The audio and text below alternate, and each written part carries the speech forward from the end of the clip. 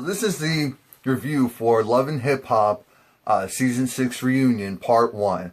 Let's get into it. The reunion starts off, they do the usual crap where they give us clips of what's going to go on throughout the whole show. And it starts off with Romie and Papoose. And, it was really nice having Romie and Papoose on the show. Would have loved to see the musical side of their careers and their lives, but I understand that to create this certain image, her coming out, and it's about putting herself in the best light type of thing, yada yada.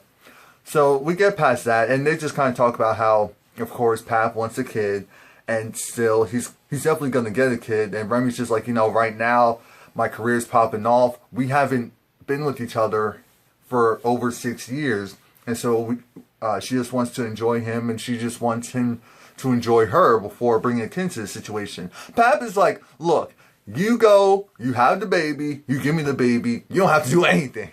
I'm just like, oh, that's nice. It's really nice to see, though, especially because, stereotypically, society and maybe in general, it makes it seem like guys, when it comes to the children, are a little more passive than hands-on in certain cases. So, again, Pap showing that he's a really stand-up guy. And here's the thing.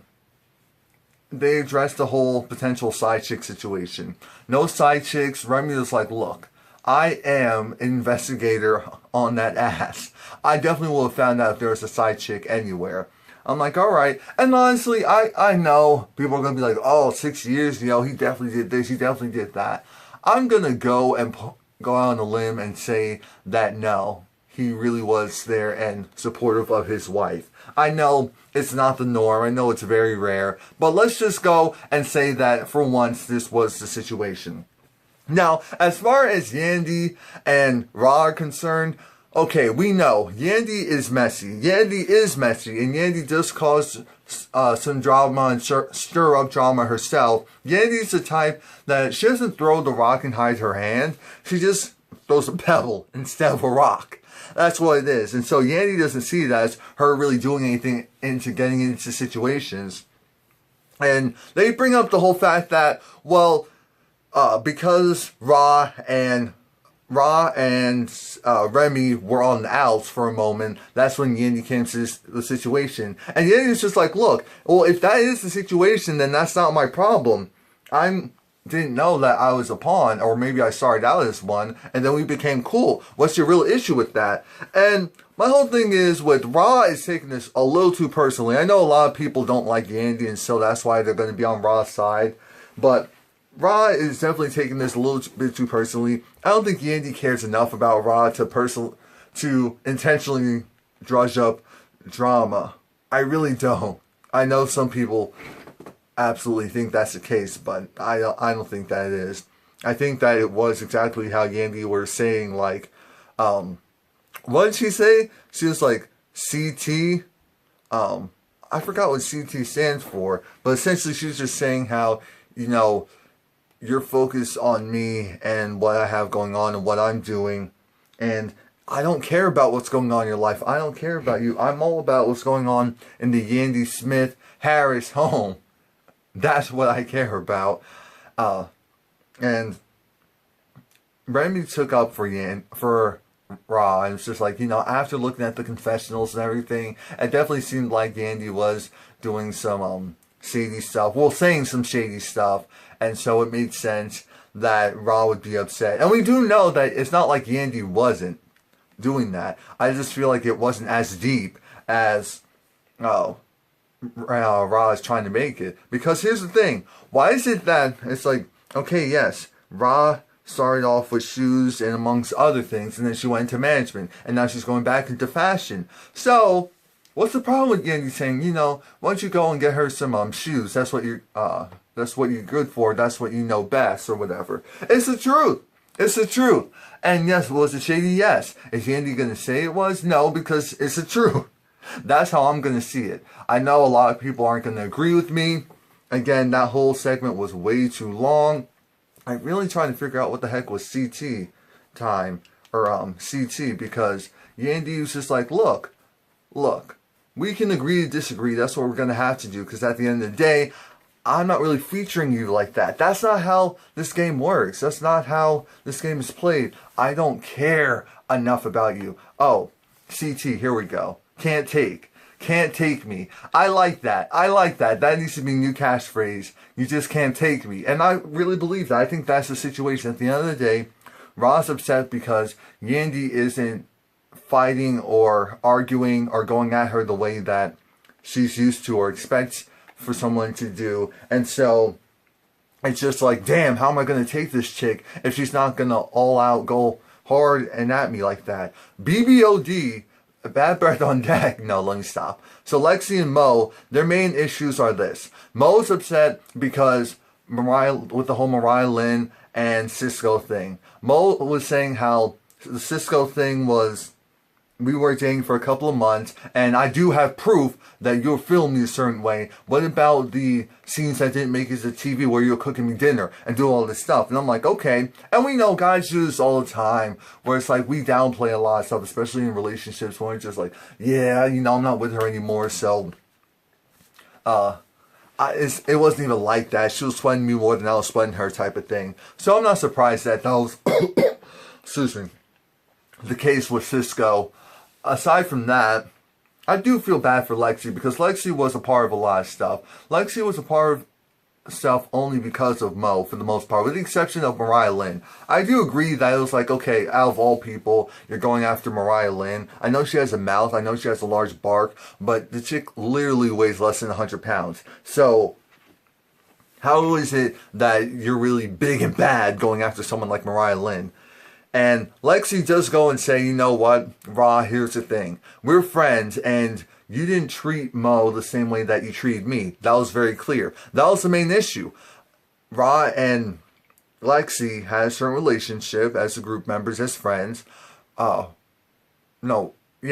so, as friends, and then coming in to manage them, she did show favoritism. And because Mo was probably a little jealous or, irritated, that didn't help the situation. You know, a shout out to Mo, because Mo was like, you know, at the end of the day, she had a good performance as far as Young B was concerned.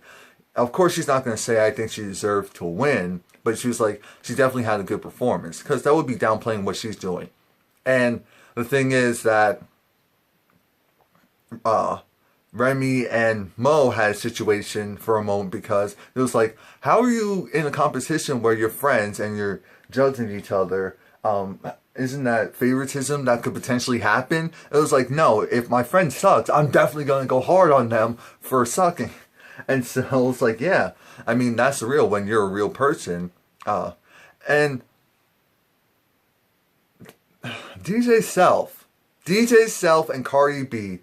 I really think this was a situation where DJ Self and Cardi B were friends. Self never took her seriously musically. And yes, because Cardi B is kind of a character, it's a situation where you do have one person who is very playful, and the music was there, and her music does actually sound good. I have listened to a couple of the tracks off of her mixtape. It's definitely good, and I liked Cardi B before, and I was like, she has a unique enough voice where she could definitely do something, make some waves, in my opinion, as long as she starts to really kind of keep the personality, but make everything else professional, if you know what I'm saying. You know, because a lot of people were doubting her, and I never was, and I'm still not. I see it for her. I see the success. I see everything moving forward. So shout out to Cardi B.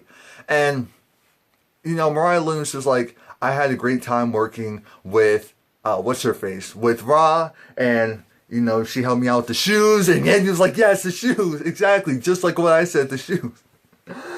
I'm like, oh, Lord Jesus, take the wheel, because y'all are doing way too much. Y'all are doing way... Not the shoes. Why does she have to go and say that? Now, I'm trying to figure out, why the hell did Cardi really just go in and kind of go up against Mo and Lexi on Mariah Lynn's behalf? I understand that they're cool and they're pals and they're friends, you know, Mariah Lynn and Cardi B, but that was probably the one time where I didn't think that was really necessary. But then again, it was just like,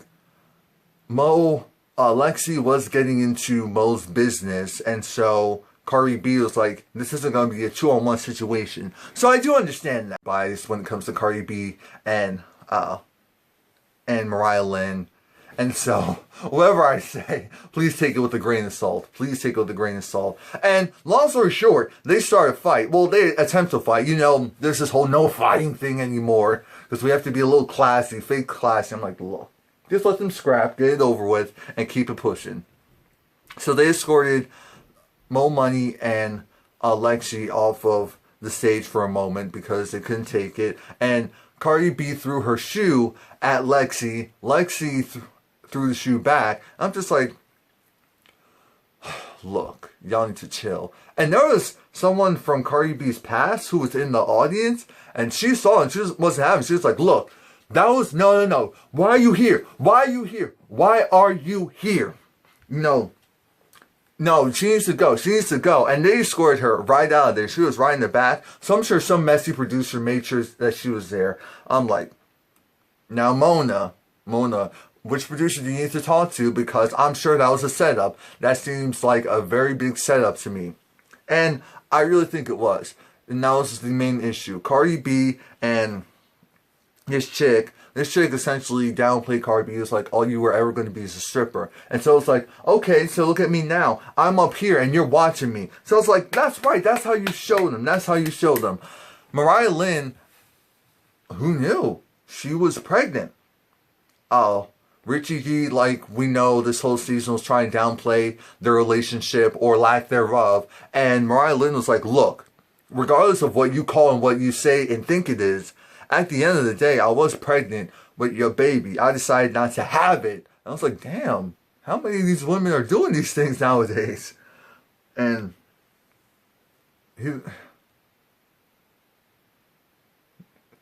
I have no words, because I was trying to figure out, I'm like, something extra was there. We know, we just watching the show, we know that something extra was there. We were all trying to figure out what's really going on. Why is Mariah Lynn feeling a certain way? And now we know why. Now we know why. Because she was pregnant. Rich was downplaying the so-called relationship that they had, and she wasn't having it. And then, speaking of relationships, we have Rich talking about his daughter. And he did feel a certain way because apparently he had this talk with his daughter all the time, if she's still a virgin. Long story short, she lied to him up until they got on the camera. And she probably thought it would be cute for the cameras to go and say, oh, yeah, well, actually. And so it's like, damn, I guess your relationship isn't as good as you thought it was. And they asked a dumb question. It was like, Daddy, daycare or creep squad, which one would you choose? He said, of course, Daddy, daycare. And I'm like, Lord Jesus, this is so sad. Was that really a question that needed to be asked? Was that really a question that needed to be asked? Aside from that foolishness, we have Young B on there. Of course, Peter's there. I believe that DJ Self was there. DJ Self didn't say crap while he was on the stage. I forgot that he was there. And Young B too. This was really the Peter and Richie show at that point. And Peter was just talking about how, I definitely didn't do what I did intentionally. Well, yes, you did. It was like, I never meant to hurt anyone. I understand my actions cause consequences. And everything was initially with good intentions, to be with the kids, to be with everyone, yada, yada, yada, meow, meow, meow. Now we get to the good stuff. After that, we have Amina back on stage, and Tara's back on stage. Tara is pregnant, and so they're just talking about how am I the side chick? Tara was like, how am I the side chick when I was in a relationship for 15 years, and Amina, you came into something that was already made. And I'm like, wait a minute. But Tara, he was still going around with other women while he was with you. And then, regardless of how you feel, he wifed Amina. Butterfly. And then she was trying to go on the whole, oh, well, she needed a card. She needed a green card. She needed to stay in the country. And so that's why they got married. And I find it odd because in the interviews, Amina was like, If that wasn't the situation, I didn't need Peter to marry me to stay in the country. Because if you guys don't remember, Amina was also in that roster of Rihanna and Tierra Marie, as far as Def Jam was concerned, when they were initially trying to figure out who was going to be the next big thing. And so Amina was in Black Butterfly at the time, and so they probably had a work visa. And Amina technically should have a work visa working through Viacom for VH1, technically, or even through her record label or whatever. So that shouldn't even be a case.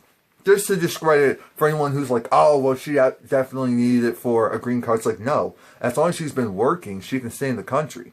Do you guys not know how the system works? Hello? She came here legally. So, anyway. But we have another announcement. Guess who's pregnant? Amina. And everyone's just like, what the hell? And before that, Whitney was just saying how I'm definitely disgusted by what's going on. This situation is completely messed up. My father's not doing right. He's not doing what he should be doing. This is a complete another joke. Everyone's adding their commentary. I really didn't care at that point because I can't remember what they were saying. And long story short, like I said, Amina is pregnant. It's confirmed. She is pregnant. And it was like, how the hell are you pregnant after you have aborted your child on live television? Not the process, but just saying that you aborted your child during the time that we were filming, and then you got pregnant again. And honestly, I feel the same way, with the exception of the fact that it's coming from Tara, so I don't want to hear it, because even Tara was like, I took a plan B to try and handle the situation, and so I thought the plan B worked, and then I found out 8 weeks later it didn't, and I'm like, what type of BS is it? You know what? Please like, comment, subscribe, because I'm tired of, Lord Jesus. Let's let this crap end.